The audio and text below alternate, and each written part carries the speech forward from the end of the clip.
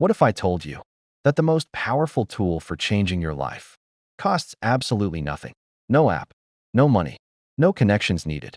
Just one simple habit that most people ignore.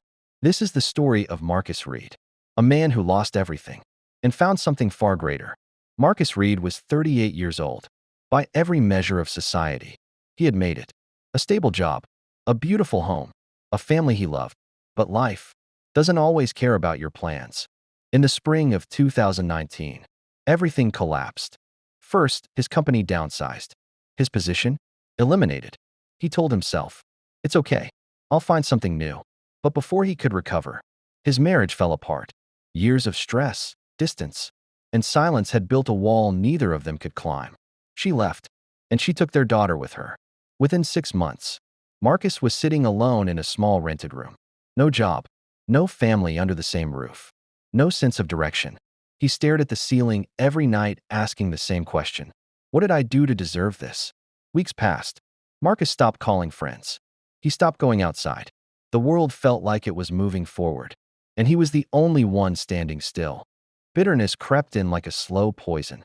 He became angry at people who were happy, angry at colleagues who still had jobs, angry at couples he saw walking in the park. His mind became a courtroom where everyone was guilty, and he was always the victim. Then one evening, his neighbor knocked on his door. An old man, quiet, always smiling. His name was Mr. Daniel. He handed Marcus a plain notebook and a pen. Marcus looked at it confused. "What's this for?" he asked. Mr. Daniel smiled and said just 4 words. "Write what you have." Then he left. Marcus almost threw the notebook away. Almost. That night, out of boredom more than belief, Marcus opened the notebook. He sat there staring at the blank page for a long time. "What do I have?" he thought bitterly. "Nothing. I have nothing." But then, something small whispered back. He had legs that worked. He had eyes that could read. He had a daughter who called him every Sunday. Slowly, reluctantly, he wrote 3 things. 1. I am healthy. 2. My daughter still loves me. 3. I woke up today. He closed the notebook and felt nothing. No magic. No sudden happiness. Just 3 simple sentences. But he did it again the next morning. And the morning after that. And the morning after that. Here is what Marcus didn't know he was doing. Every time he wrote those 3 things, he was literally rewiring his brain. Scientists at UC Davis conducted a study where participants wrote gratitude letters daily for just 21 days. The results were extraordinary, their cortisol levels, the stress hormone, dropped significantly. Their prefrontal cortex, the part of the brain responsible for optimism and decision-making, became more active.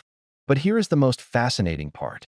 The human brain has something called the reticular activating system. Think of it as a filter. It shows you more of whatever you focus on. If you focus on problems, you see problems everywhere. If you focus on gratitude, your brain starts noticing opportunities, kindness, and possibility that were always there, but invisible to you before. Marcus wasn't just writing in a notebook. He was reprogramming the lens through which he saw the world. By day 14, something quietly changed. Marcus noticed the sunlight looked different in the morning.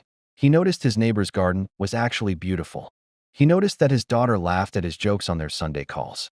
Small things, tiny things, but they felt like oxygen after drowning. On day 21, he got a message from an old colleague. A small company needed a project consultant. 3 months ago, Marcus would have ignored it. Told himself he wasn't ready, that he would fail again. But something inside him had shifted. He replied. He met them. He got the work. It wasn't his old salary. It wasn't his old life. But it was a door. And for the first time in months, he walked through one. Gratitude didn't change his circumstances. It changed what he was able to see. And when you change what you see, you change what you do. And when you change what you do, everything else slowly begins to follow. So what can we learn from Marcus? Lesson 1. Gratitude is not weakness, it is neuroscience. It physically changes the structure and function of your brain. That is not philosophy, that is biology. Lesson 2. What you focus on expands. Your mind is always searching for evidence to support what you already believe. Feed it gratitude, and it will find reasons to keep going. Lesson 3. The smallest habit can carry the heaviest transformation. 3 sentences every morning. That is all Marcus did. Not a 5-hour morning routine. Not an expensive coach or course. Just 3 honest sentences about what he still had. The most powerful changes in life rarely look powerful when they begin. Tonight, before you close your eyes, open any notebook or the Notes app on your phone and write just 3 things you are grateful for. Not big things, not perfect things, just real things. Do this for 7 days and watch quietly what begins to shift, because the story of your rise might just begin with 2 simple words. Thank you. This was Rise Parable.